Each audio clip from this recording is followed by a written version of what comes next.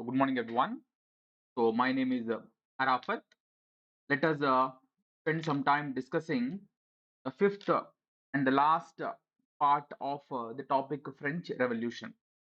So those students who have not attended the first uh, four lectures on the French Revolution, the videos are available. You kindly go and watch the four sessions so that you can have a better understanding of what we are discussing in this particular session. So basically, we started discussing the French Revolution. We started off our discussion on the French Revolution, the topic, the French Revolution. The time period 1789 to 1815 is often referred to as a period of a French Revolution. So this is a very lengthy topic. So therefore, we have discussed this French Revolution in about five parts. We are discussing the French Revolution in about five parts. In the last four sessions, we have discussed the various ups and downs that were witnessed in France between 1789 to 1804. So basically, uh, the last session, we have taken a look at how the Napoleon went on to become the ruler, the how Napoleon went on to become the president of France. So basically, between 1799 to 1804, France was ruled by a consulate. Basically, between 1799 to 1804, France was ruled by a consulate at a point. So the consulate was basically the executive body of France. So this consulate was headed by, or this consulate comprised of three consuls. Let me repeat those points once again. Between 1799 to 1804, France was ruled by a consulate. Consulate was basically the executive body of France. The consulate comprised of three consuls at a point. So the first consul exercised supreme powers. The second and the third consuls enjoyed just nominal powers, whereas the first consul exercised or enjoyed supreme powers. So basically, in 1799, Napoleon became the first consul. Napoleon became the first consul, and this consulate is often uh, considered as the last phase of the republic in France. Basically, in 1804, France ceased to be a republic. At a point. So this consulate happened to be the last phase of the republic in France before once again France became a monarchy in 1804 AD. I told you in 1804 AD is in 1799 Napoleon became the first consul. So in his capacity as the first consul, Napoleon initiated a host of reforms, a host of domestic reforms, and those domestic reforms became immensely successful. So the success of those domestic reforms carried out by Napoleon brought him a lot of popularity. The point is, in his capacity as the first consul, Napoleon initiated a host of domestic reforms. So in the last class, we have discussed the reforms initiated and carried out by Napoleon. The point is, all of those reforms of Napoleon were very successful. So the success of those reforms brought immense popularity to Napoleon. So, but the point is, by 1804, Napoleon was very popular in France. So therefore, taking advantage of his popularity, he declared himself as the Emperor of France. In 1804, Napoleon declared himself as the Emperor of France. He also conducted a plebiscite. The people of France voted in favor of monarchy in that plebiscite that was conducted in 1804 AD. At a point. So basically, the French Revolution broke out in 1789 against monarchy. The French Revolution broke out in 1789 against absolute monarchy. People believed that the reason why they are suffering so many problems was due to monarchy only, and therefore the people of France in 1789 rose in revolt against absolute monarchy. And basically, after the 1789 revolution in France, France became a constitutional monarchy. But in 1791, even the people of France once more revolted, declaring France as a republic. Let me repeat this point once again for you. The point is, way back in 1789, a revolution broke out in France, and this revolution was against absolute monarchy. Absolute monarchy. As till 1789, France was an absolute monarchy. So people suffered to a very great extent as a result of the misrule of the kings of France. So people of France got fed up with their rulers. They rose in revolt against their rulers. And this is what happened. This happened exactly in 1789. And after this revolt, or after this revolution in France in 1789, absolute monarchy was abolished. And basically in 1789, France was declared as a constitutional monarchy. France was basically declared as a constitutional monarchy. That's the point. But the point is, in 1791, once again, the people of France revolted. Once again, 1791, the people of France revolted. And this time, they demanded a complete abolition of monarchy, and they demanded that France should be made as a republic. So therefore, in 1791, France became a republic. So the whole point which I'm trying to convey is, it was in 1791 France became a republic. But the point is, under the republic, the people of France hoped to improve their position.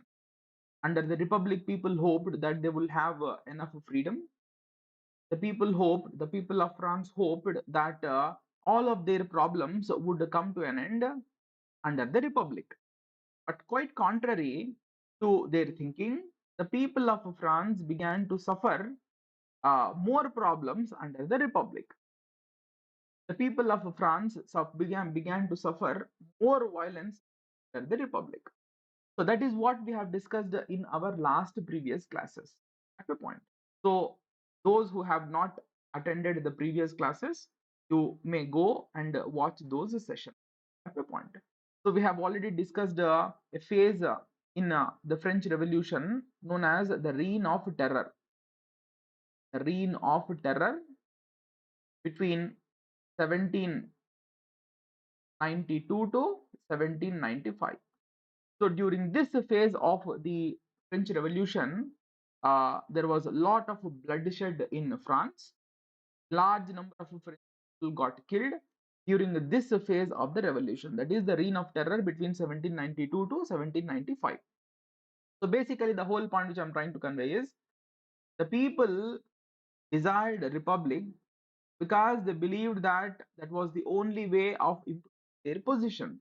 That was the only way of improving their standards. But the point is, during the course of the revolution, that is, even after France becoming a republic, the problems of the people got further compounded. They did not get reduced. So the point is, it was in that context that Napoleon became the first consul in 1799, and he remained as the first consul till 1804. And in his capacity as the first consul, Napoleon introduced a host of reforms, domestic reforms, and all of these reforms became very, very successful.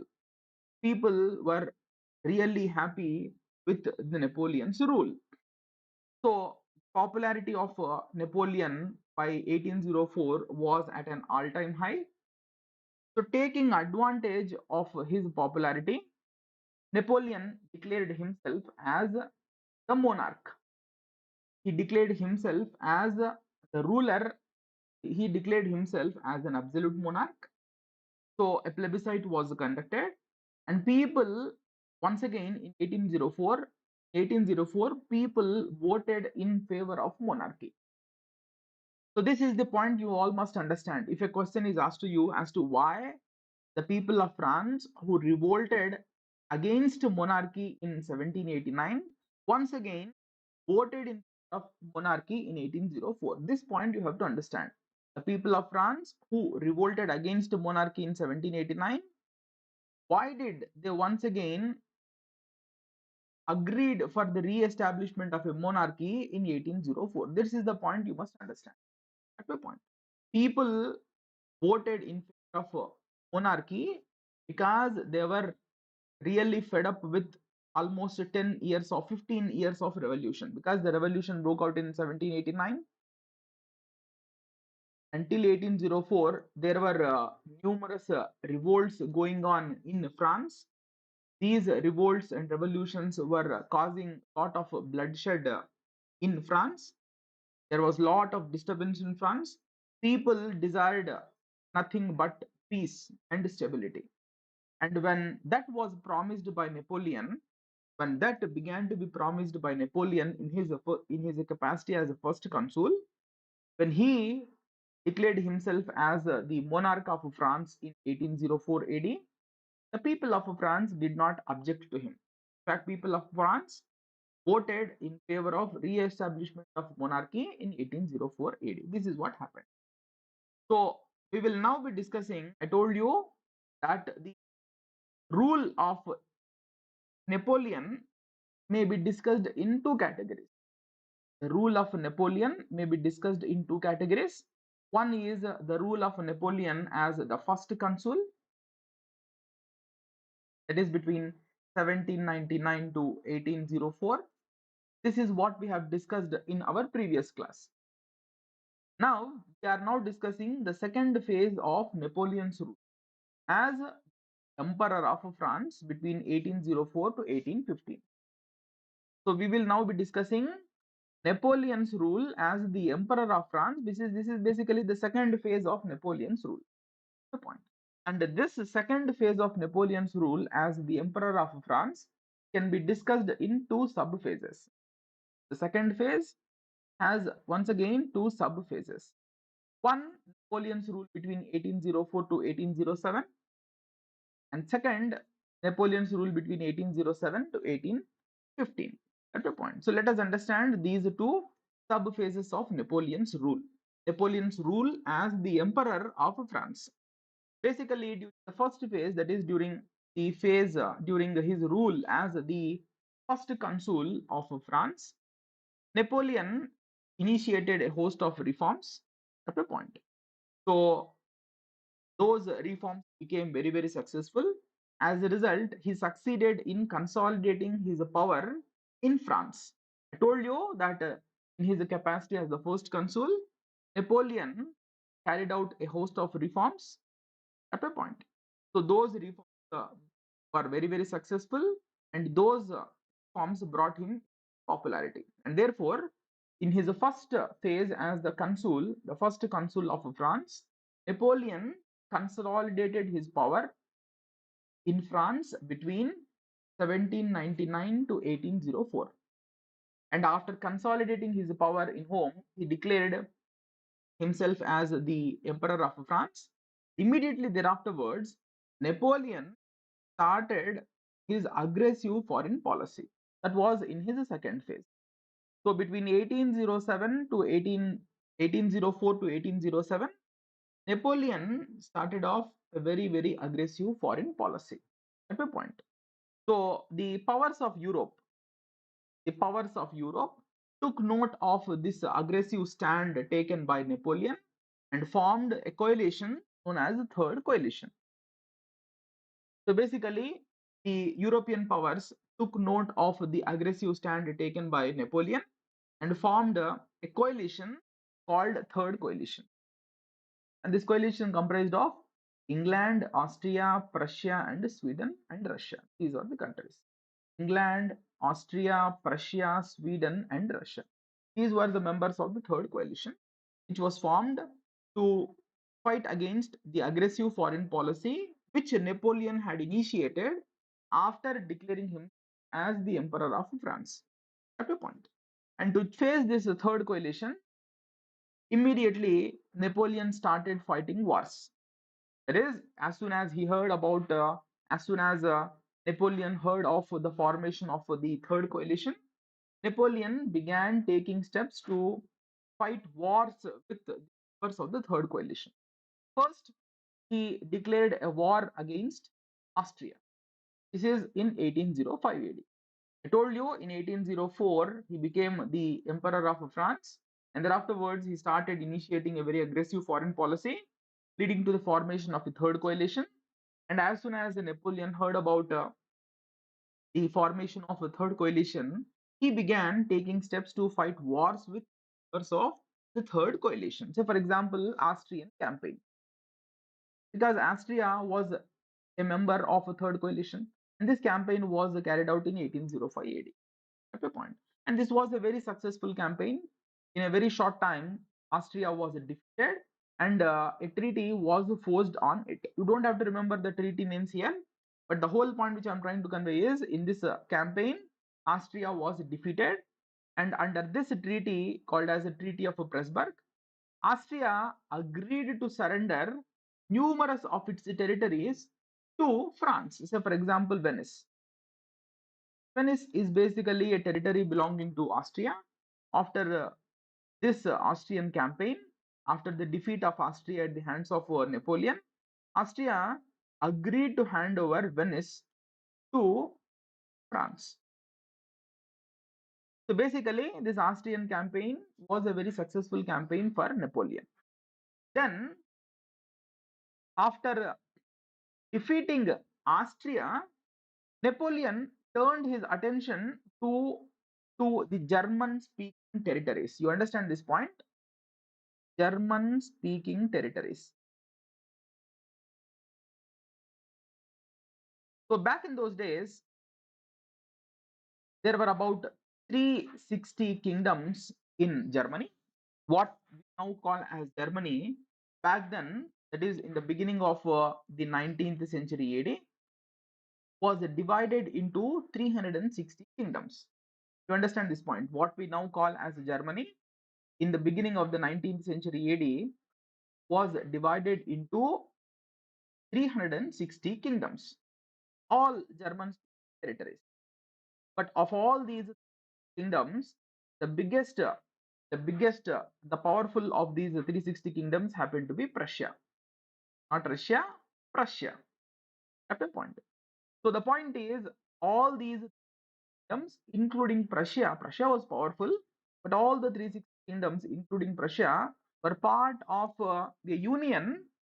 They were part of a group known as Holy Roman Empire. Holy Roman Empire. The head of this Holy Roman Empire was the ruler of Austria.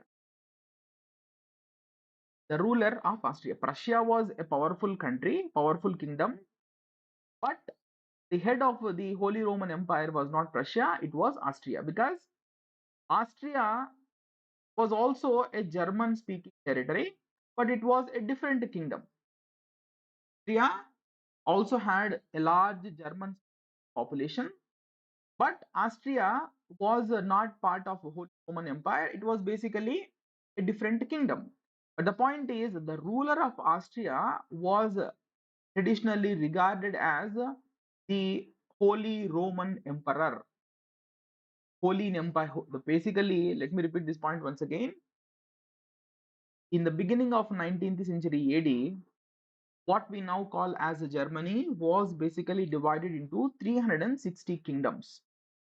One of these kingdoms was Prussia, which was a powerful kingdom, and all these 360 kingdoms were part of a confederation. They were part of a group.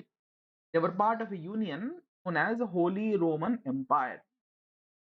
But the head of this Holy Roman Empire was the ruler of Austria. Basically, the ruler of Austria, he he also served as he also functioned as the head of the Holy Roman Empire. At a point. So, in other words, the Austrian ruler had considerable influence over these 360 kingdoms. The Austrian ruler had considerable influence over the, the Holy Roman Empire. This is what happened. At a point. But the point is, after defeating Austria, Napoleon turned his attention to the Holy Roman Empire. Basically, uh, Napoleon dismantled the Holy Roman Empire and created a new union called the Confederation of Rhine. Napoleon, after defeating Austria, turned his attention to the Holy Roman Empire. Napoleon successfully dismantled the Holy Roman Empire, and he once again reorganized the 360 kingdoms of the Holy Roman Empire into a new confederation, a new union called the Confederation of Rhine. At a point.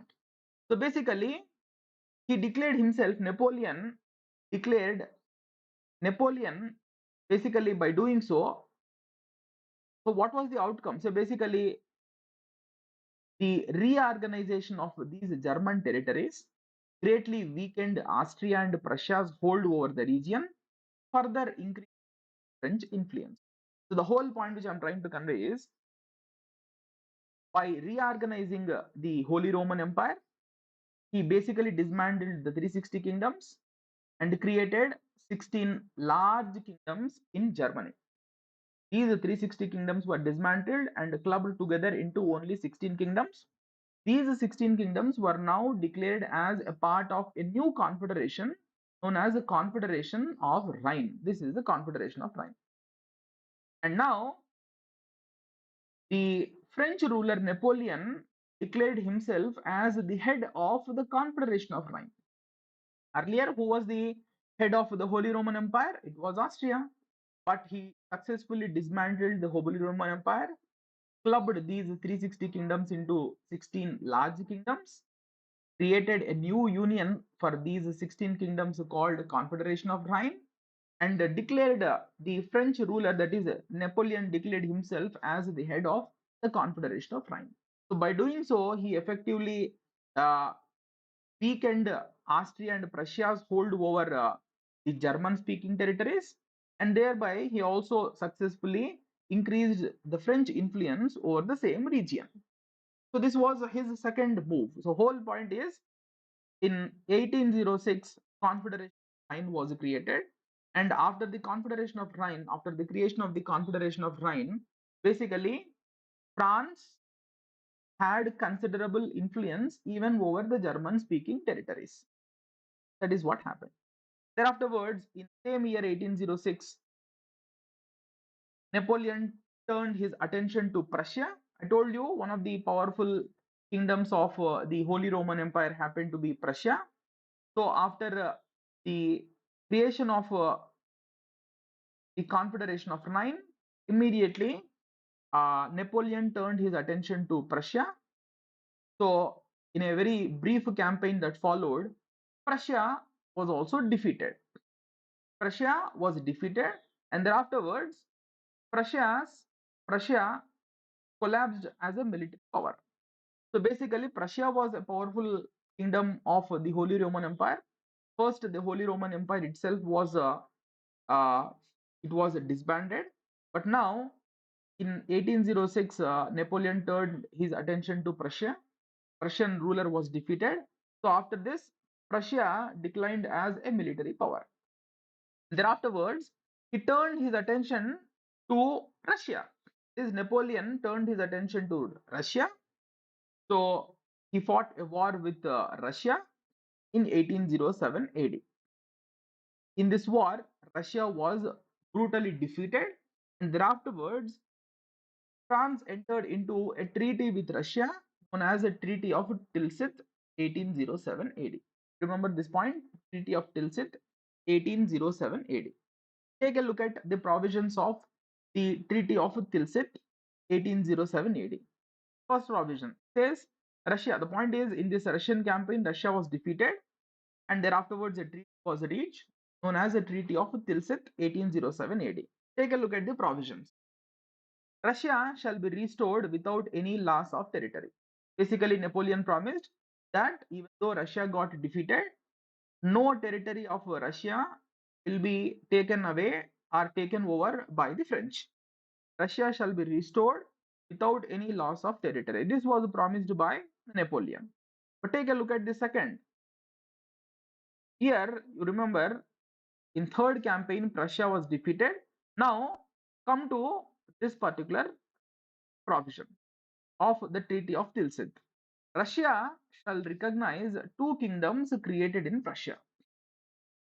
The point is, in the 1806 campaign, Prussia was defeated, and thereafterwards, two kingdoms were created within Prussia. Two separate kingdoms were created within Prussia. They are, one is Westphalia. This Westphalia was basically the western territories of Prussia. The western territories of Prussia. Basically, Napoleon appointed his own brother by name Jerome Bonaparte as the king of Westphalia. So basically, this whole region is, say, Prussia. This western part of Prussia was declared as Westphalia, and Napoleon appointed his own brother by name Jerome Bonaparte as the king of Westphalia. Then thereafter, the Polish, basically this Prussian kingdom also had some Polish-speaking territories. So this is a Polish-speaking territories. That is, Polish is a language which is now spoken in Poland. So basically, there were Polish-speaking territories within Prussia at a point. So the Polish-speaking territories of Prussia were taken out of Prussia, and a new kingdom called Warsaw was created. Warsaw was created. So the whole point which I'm trying to convey is there was Prussia. Prussia was defeated, and afterwards two kingdoms were created in Prussia. One is Westphalia, the other is, say, Warsaw. But the point is, after the defeat of Russia, Napoleon entered into a treaty with Russia, and the second provision of that treaty entered with Russia provided for Russia's recognition of the two kingdoms created in Prussia. So basically, the second provision reached with the second provision of the Treaty of Tilsit indicate that Russia shall recognize the two kingdoms created in Prussia. Good point. Prussia was a weak power, but Napoleon wanted legitimacy for his actions that he carried out in Prussia. So basically, Napoleon wanted Russia to recognize his actions in Prussia, and that is the reason why he included this particular provision that he reached with Russia. I hope I am clear. So understand this point: Russia shall recognize two kingdoms created in Prussia. These are the two point. So what was the whole outcome? As a result of this provision, Russia lost half of its territory and became a very, very weak power.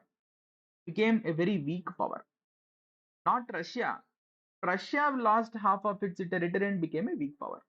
But this provision was reached with Russia because Napoleon wanted recognition by other powers to the actions which he carried out in Prussia. Good point. Now, more importantly, this third provision is even more dangerous provision. So the third provision of Tilsit provided for the third provision of the Treaty of Tilsit provided for a secret arrangement between France and Russia.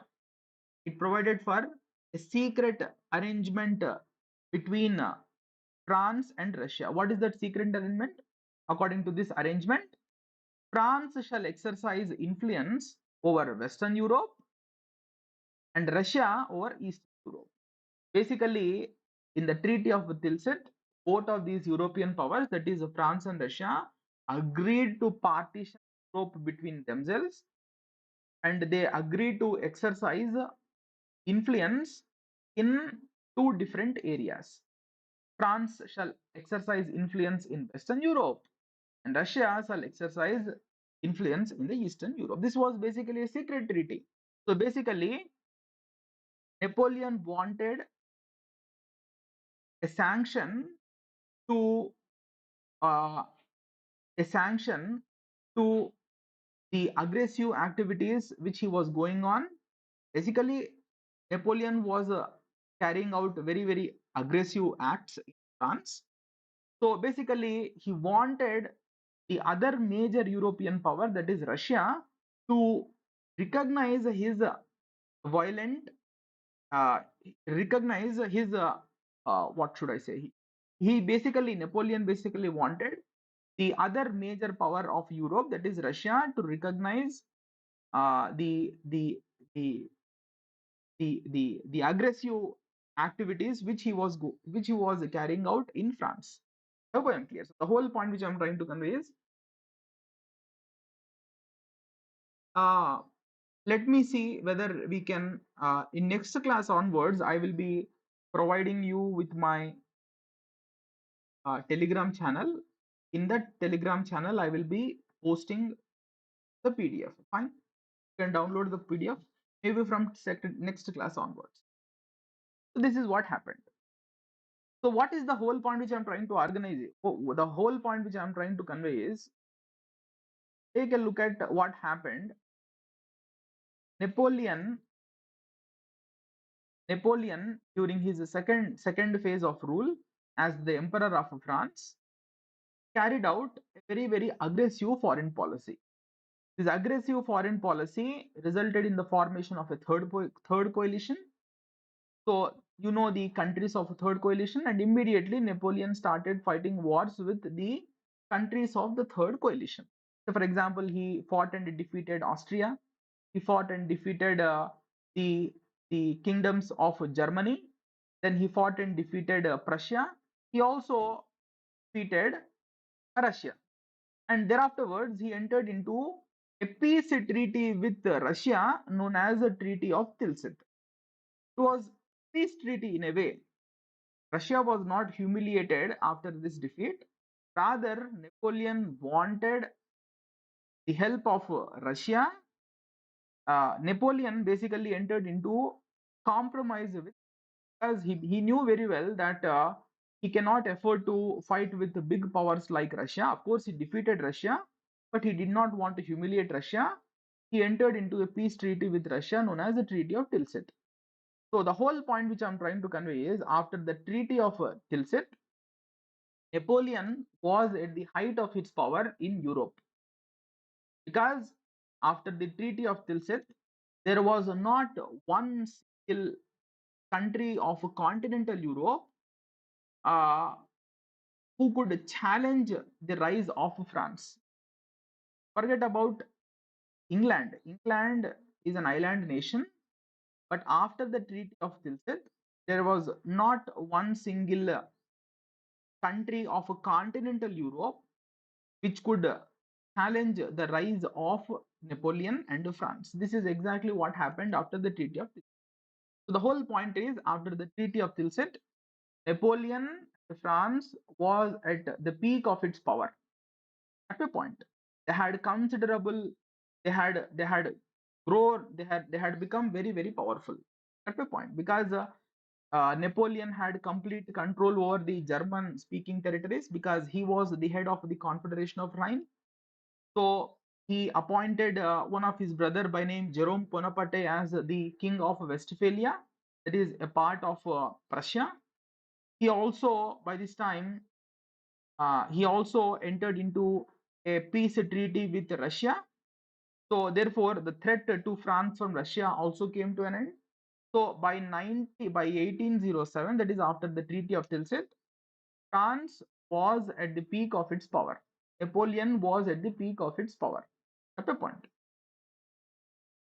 Now come to the second phase of Napoleon's rule as the emperor, that is between 1807 to 1815. This is important.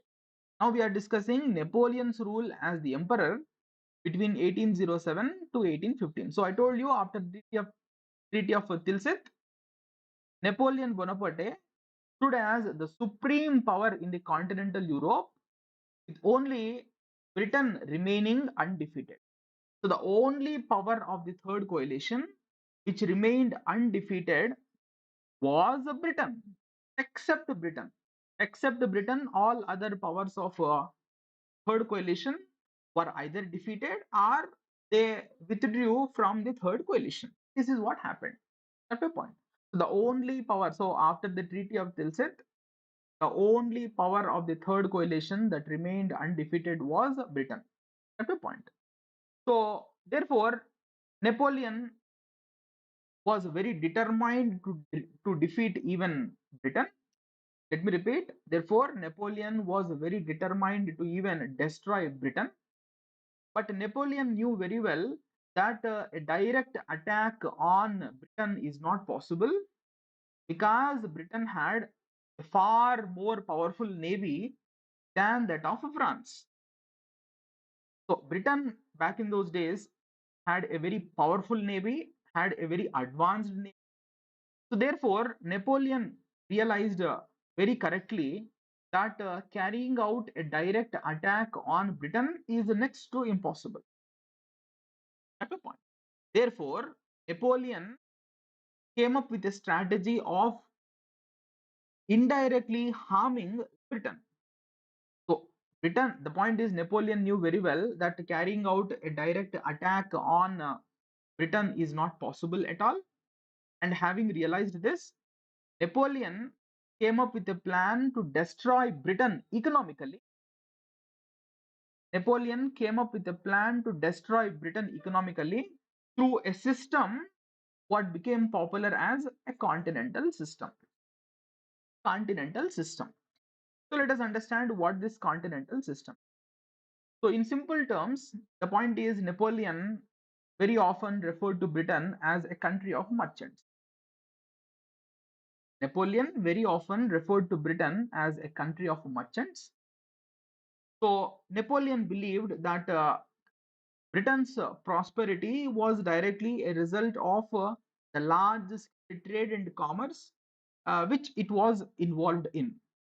So Britain was involved in large scale trade and commerce. So Napoleon realized that the best way to destroy Britain was by destroying its trade and commerce. This was the conclusion to which Napoleon came. And having come to this conclusion, Napoleon began implementing a system known as a continental system. And this continental system was implemented between 1806 to 1812. I told you by 1807, Napoleon was at the height of his power. In fact, by 1807, France had become a very powerful country of Europe, particularly continental Europe. So therefore, from 1806 in itself, Napoleon started implementing continental.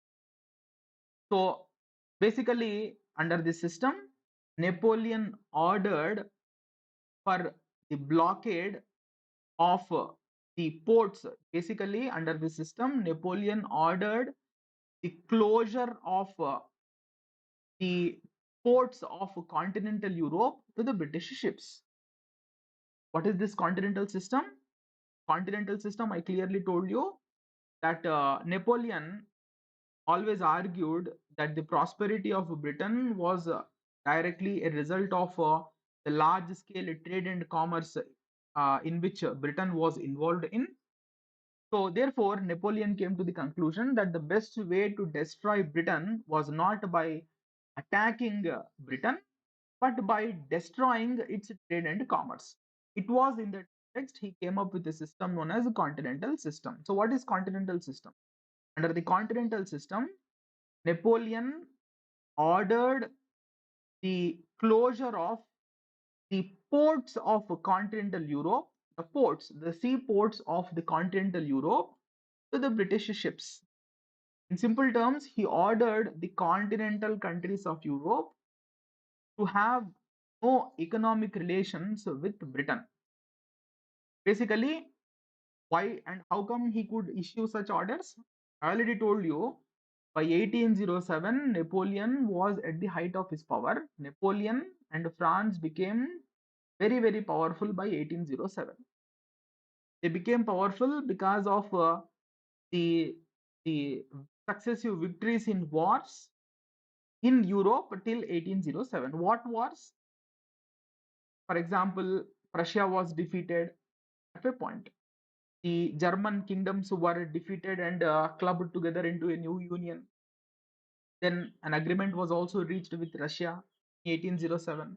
So basically, by 1807, France was at the height of its power, and therefore, from 1806 and particularly from 1807 onwards, Napoleon started implementing the continental system.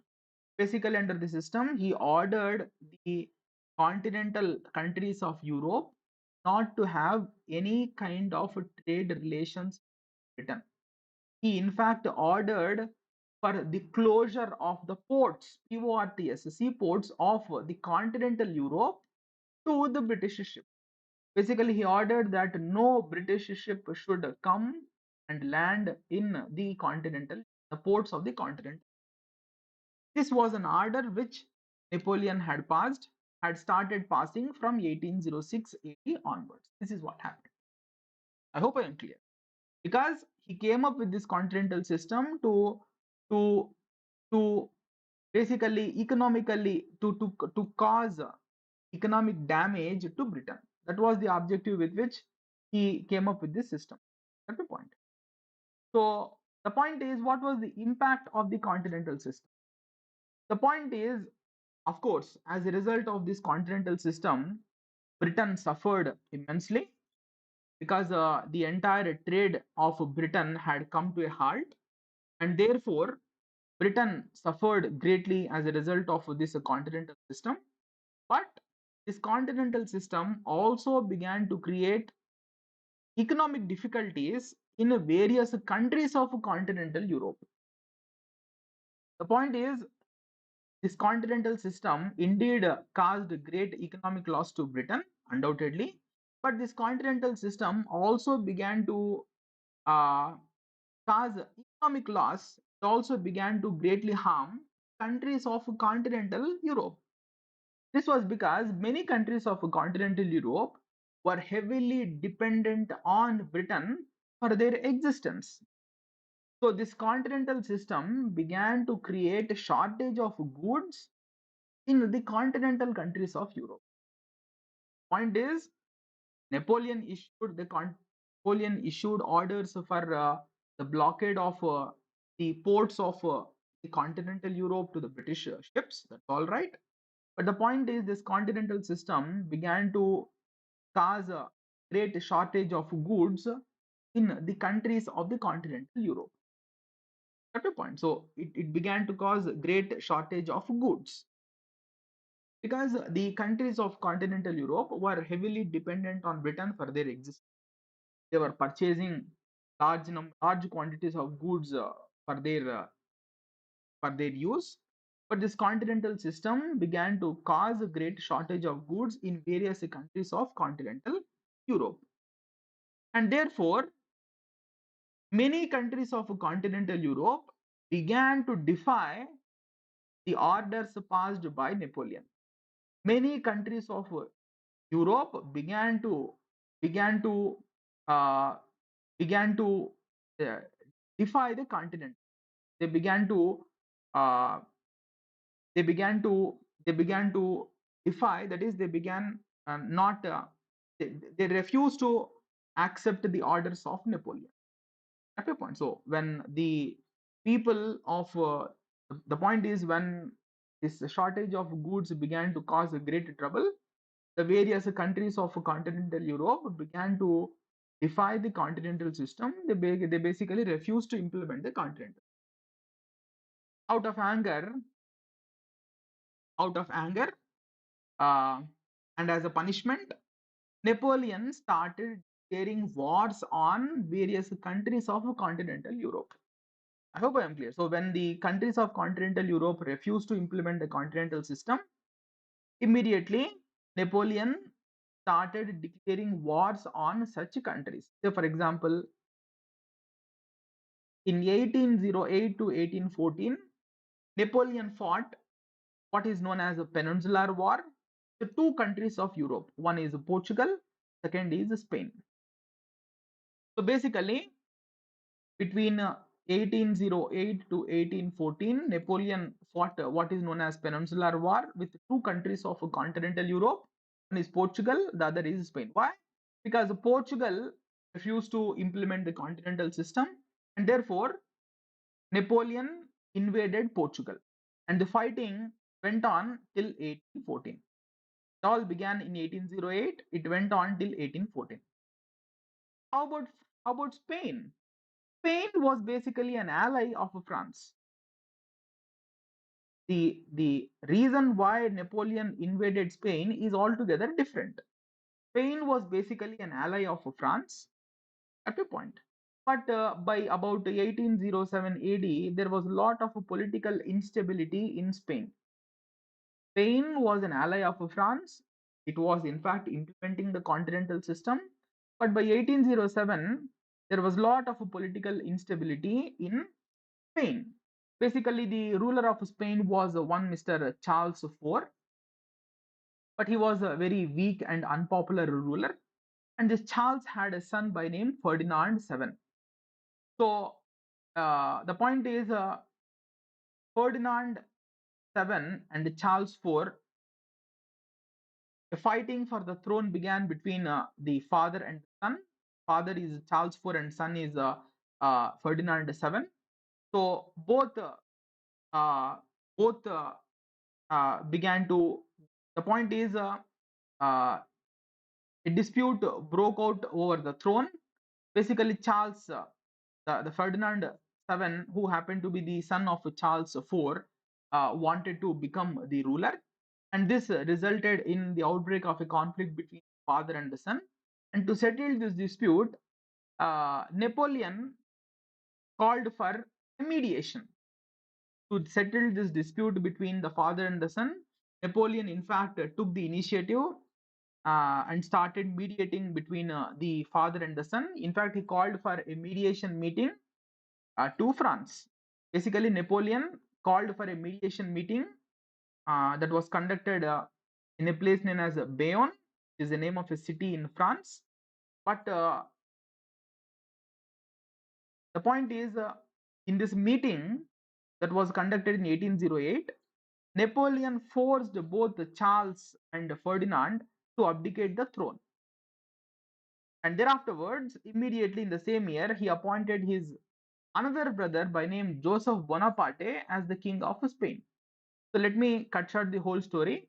So the whole point is, in Portugal, Napoleon started fighting wars because the Portugal refused to implement the continental system. That's all right. Spain was an ally of France, but by 1807 there was a lot of political instability in Spain. Basically, there was a conflict going on in Spain for the throne of Spain. To settle this dispute between the two contenders for power, that is Charles IV and Ferdinand VII, Napoleon conducted a mediation. He called for a mediation. He conducted a meeting. In that meeting, in fact, Napoleon forced both the contenders to the throne to abdicate the throne, and instead appointed his own brother by name Joseph Bonaparte as the king of Spain. But the point is, the people of Spain could not tolerate a foreigner ruling over them. The point is, the people of Spain could not digest the situation of a foreigner, that is, a Frenchman ruling over them. Immediately, the people of Spain rose in rebellion against Napoleon. Immediately, the people of Spain rose in rebellion against Napoleon.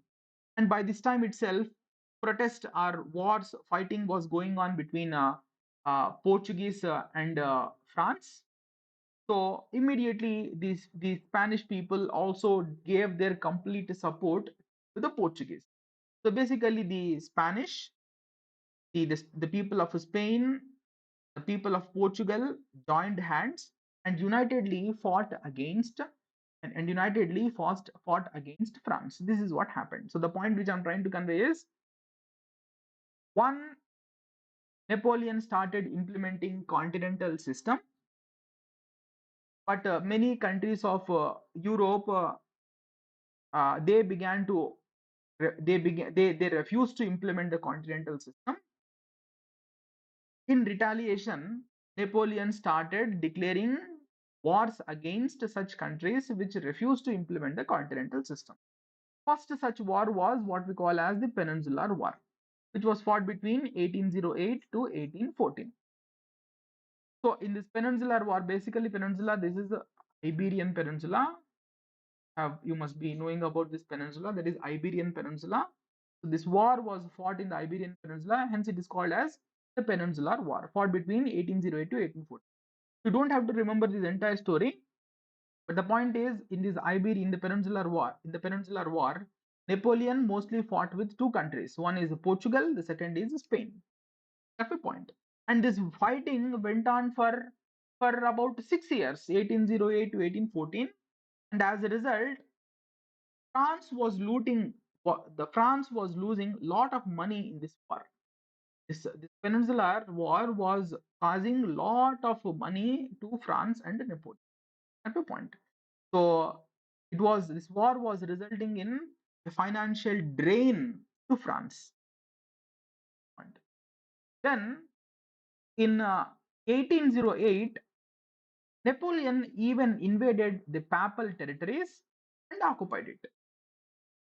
Point is, in 1809, Pope was one Mr. Pius VII. He too refused to implement the continental system. He too said the continental system is not in the interest of his people, and therefore the Pope also refused to implement the continental system. And therefore, uh, in retaliation, Napoleon even invaded the papal territories. So, for example, Rome was a papal territory. So Rome was invaded, Rome was occupied. Rome was in fact made as a part of the French Empire now. Rome was basically a separate independent kingdom under the control of the Pope. We call this as the papal states or the papal territories, that is the territories under the control of a Pope. So basically what happened in 1808, Napoleon even invaded the papal territories at a point. So he removed Pope as the head of the papal territories and annexed the papal territories to the French Empire at a point. In fact, Napoleon even made Napoleon even imprisoned the Pope Pius VII. He also, that is Pope Pius VII, was also taken as a prisoner by Napoleon's force. But what was the outcome? Point is, Pope was looked upon as the head of the Christian world. He was he was looked up to by the Christians as their spiritual head. The point. So the arrest of the Pope Pius VII did not go down well, particularly uh, with uh, the religious citizens. This decision of Napoleon to invade the papal territories were condemned by the other European kingdoms. They were also condemned by the French people also. This was because the point is, Pope was looked up to by the Christians as their spiritual head. So the arrest of the Christian, the spiritual head, definitely was not to the liking of the religious the religious citizens. They started revolting against. They started, turning their back on Napoleon. This is what happened. I hope I am clear. Let me repeat this point once again. So in 1808, Napoleon invaded the papal territories and occupied it because Pope also refused to implement the continental system. Similarly, in 1809, this happened. The ruler of Sweden, that is Gustav IV, right? The ruler of Sweden, that is Gustav IV, also refused to implement the continental system. And therefore, in 1809, Napoleon even invaded Sweden, removed Gustav IV from power, and occupied it. This is what happened. So the whole point is Scandinavia, that is Sweden, was also invaded. Gustav IV was removed from the throne by Napoleon. At a point. Then in 1810, Holland, which was being ruled by his own brother Louis Bonaparte, refused to implement the continental system. So basically, we have already discussed this point in our previous class. Holland was a different kingdom, but Holland was invaded. Holland was declared as a republic, but later Napoleon appointed his own brother by name Louis Bonaparte as the king of Holland. But the point is, in 1810, Louis Bonaparte, that is the brother of Napoleon Bonaparte, refused to implement the continental system because that system was not in the interest of the people of Holland. So therefore, once again in 1810, Napoleon invaded Holland, fought a war with his brother, removed Louis Bonaparte from power. Then finally, in 1812 AD, Russia also refused to implement the continental system. So the point is, from 1807 onwards, that is after the Treaty of Tilsit, Russia and France were allies. But the decision of France, the decision of Napoleon to implement the continental system was not to the liking of Russia as well. This was because Russia was also heavily dependent on Britain for its survival. Because the point is, Russians were exporting their goods, particularly timber, to Britain. So basically, Russia had widespread trade relations with Britain, but under the continental system, Russia was also prohibited from having any kind of trade relations. And therefore, Russians began to dislike the continent. And basically, from 1812 AD, Russia got fed up with the continental system. Russia also began to defy. Russia also refused to implement the continent. And immediately, Napoleon even declared a war on Russia. Immediately, Napoleon declared a war on Russia. But Russians very cleverly, the point is, Napoleon carried out this Russian campaign in 1812 AD. But Russians, on the other hand, adopted a war strategy known as avoiding fight. That is, without fighting war, the Russians abandoned their cities and moved into the interiors of Russia. Basically, Napoleon uh, invaded Russia in 1812 AD with one of the largest, with a very massive army. Basically, in 1812, Napoleon invaded Russia with a very massive army.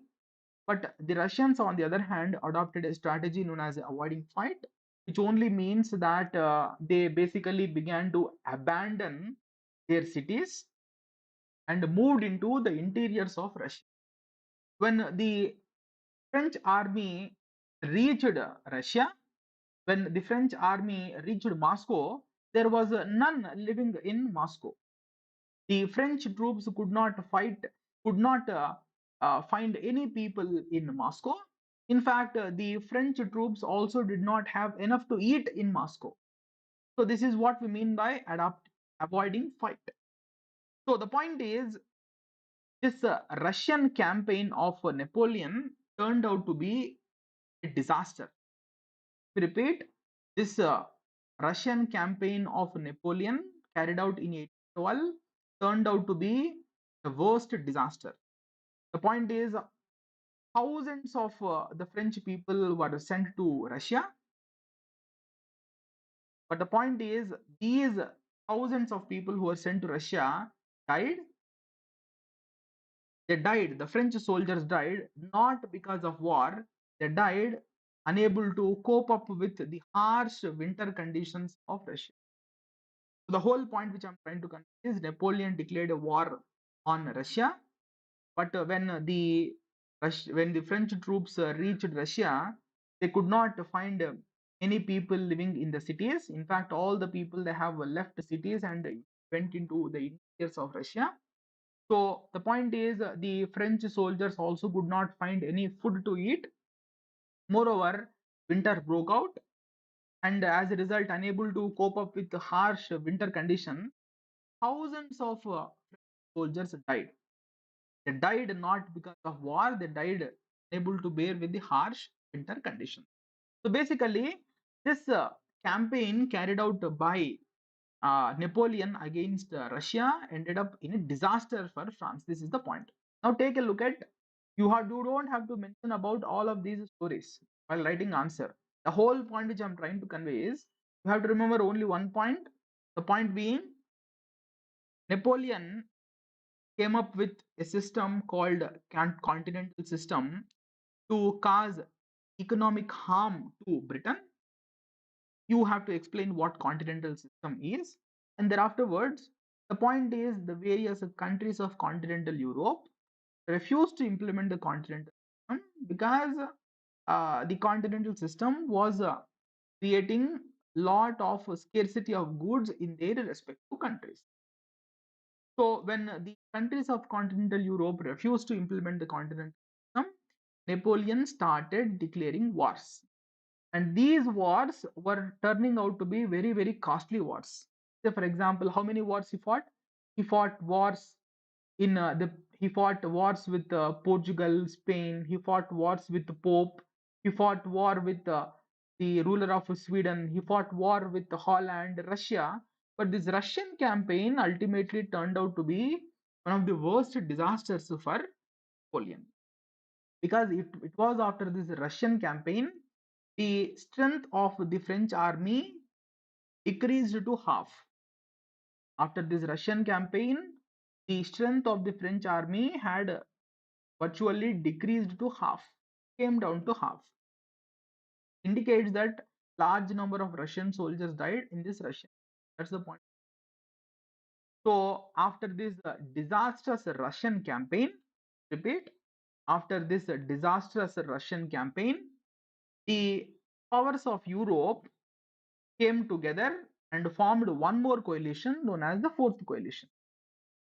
Now come to the last phase of Napoleon, the fall of Napoleon, 1813 to 15.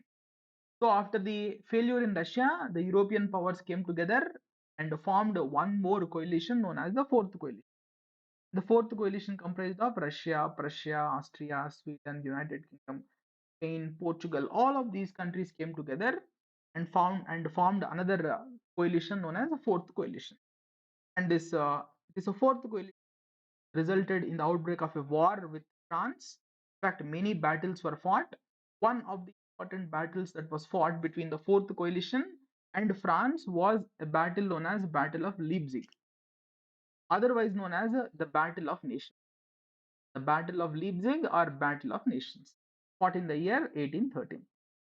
So in that battle, this battle turned out to be a disaster for Napoleon. It was disastrous for Napoleon. At a point afterwards, in 1814, the coalition forces, that is the members of the Fourth Coalition, invaded France and forced Napoleon to abdicate the throne. This is what happened. This happened in 1814. So basically, after the Battle of Leipzig, Napoleon's power declined considerably. In 1814, the coalition troops invaded France and forced Napoleon to abdicate his throne. And thereafterwards, Napoleon was forced to exile to the island of Elba. So the Elba is an island of France. Basically, Napoleon was not allowed to stay back in Paris. He was forced to exile to an island known as Island of Elba.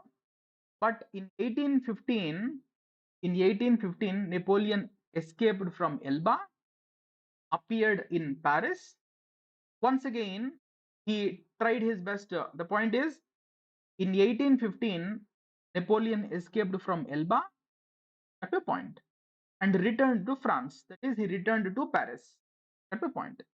So, and once again began to rule France, and we call this as the period of 100 days. So, in 1815, Napoleon ruled France one more time, exactly for a period of about 100 days, that is between March 20th, 1815 to June 18th, 1815. Don't have to remember this whole story, but the whole point is, in 1815, Napoleon once again returned back to France, returned back to Paris. Once again, uh, once again, the point is he took over the throne, but the countries of Europe who were already members of the Fourth Coalition, uh, once again took steps. Once again, they invaded France. After a brief battle that followed, Napoleon was defeated, and this time he was exiled to a very remote island called Saint Helena. So the whole point which I'm trying to convey is, in 1815, Napoleon once again became the ruler of France. This alarmed the countries of Europe. They once again came together. They once again invaded France. And this time in 1815, another battle was fought known as the Battle of Waterloo. In this Battle of Waterloo, 1815, Napoleon was defeated, and afterwards Napoleon was exiled to a remote island called Saint Helena, where he died in 1821. That's the end of Napoleon. So that's about Napoleon. That's about the French Revolution. So what are the reasons for the causes of downfall of Napoleon? Let us understand. So basically, these are the points you should be mentioning in in the answer. The question may not be on what all we have discussed so far. Question may be on the causes of the downfall of Napoleon. How come Napoleon ended his rule? It all happened because of continental system. You elaborate this continental system further. Basically, you explain what continental system is. Then afterwards, you explain how this continental system resulted in too many wars in Europe and how Napoleon started losing lot of manpower and money as a result of all of these wars you mentioned. Then is second is the Spanish policy. I told you.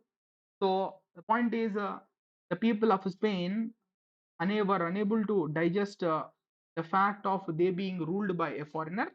They rose in revolt and they continued their fighting against Napoleon for a very long time period. So this Spanish policy followed by Napoleon was also an important reason. Third is harsh treatment meted out to the Pope.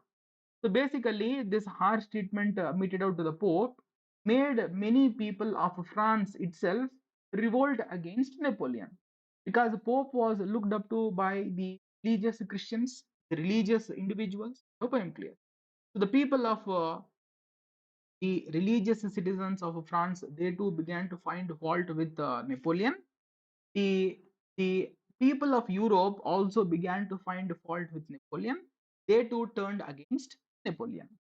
Then, importantly, failure of Russian expedition, because I told you this Russian expedition costed Napoleon quite dearly. And finally, it is the naval supremacy of England. So, England was known to maintain a very, very strong navy at a point. So, of all the powers of Fourth Coalition, it was England which was the most powerful one, and more importantly, it had a very strong navy. The help of its strong navy, it could definitely the Fourth Coalition could defeat Napoleon. This is what.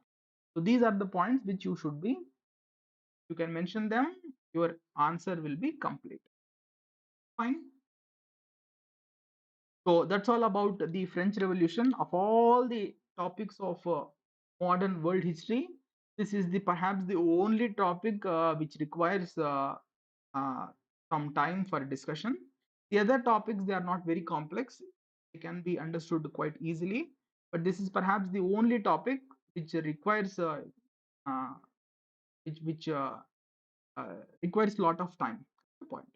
So you kindly take a look at the last 4 classes which we had on this particular topic. So this should be uh, comprehensive. So you read after listening to this lecture, you read from some basic material that's available in the market. You should be in a position to understand without much of a problem. So that's all for today. See you in the next class.